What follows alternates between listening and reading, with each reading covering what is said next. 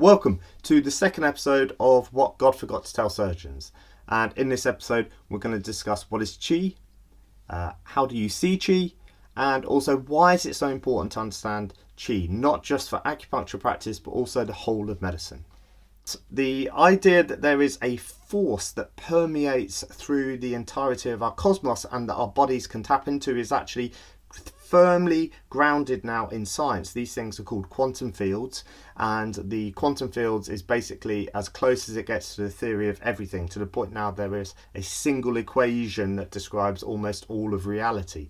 So the quantum fields very simply just states that the entirety of the cosmos is a manifestation of a force field. There are different force fields that interrelate and interact with each other. But these force fields then create the illusion of solid matter by vibrating. So they vibrate at a certain resonance, and it has to be a quantum level. Then that creates the illusion of like the solid particles, but actually it's vibrations within this field. Sound like qi? Well, of course it does, because basically it's the same thing.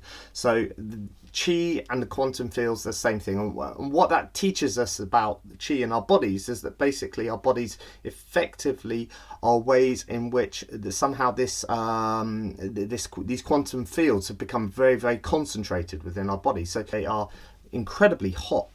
In fact, they're hotter than the sun itself. If you take it per gram, the sun is a very large body, but per gram we create more heat than the sun does. It's just the sun is so immensely large that it seems a lot hotter, obviously. So what our bodies do is somehow take the cosmos and concentrate the energy within it, and then they use that to grow and to also reproduce and do such things. So that's what qi is. Now it sounds a bit technical and jargony, and I hate using the word quantum, because whenever you start to use the word quantum, people think that you're talking, quite rightly, rubbish. But that is what qi is.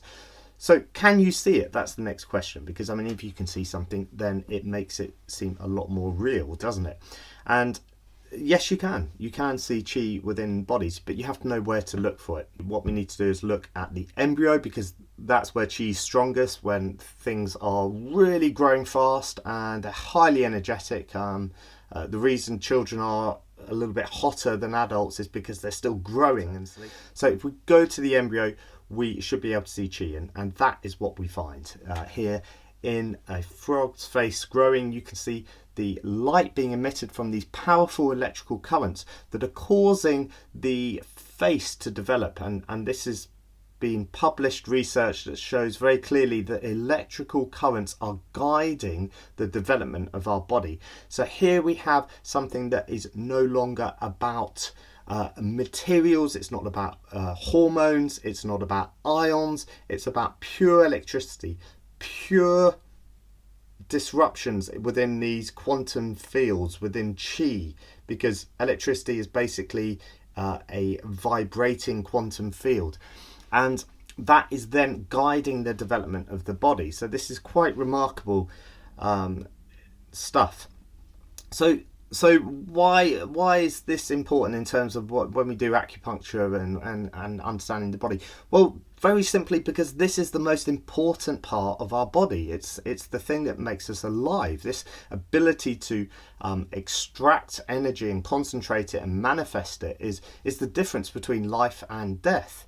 Now it's very powerful and strong in the embryo, which is why you could see it in the frog, but basically it's the thing that animates you as well. So even if you look at, for instance, the heart and look at the ECG, that's an energetic force that's moving through the heart, an organized concentrated energy, and the ECG is probably the single most useful test within Western medicine.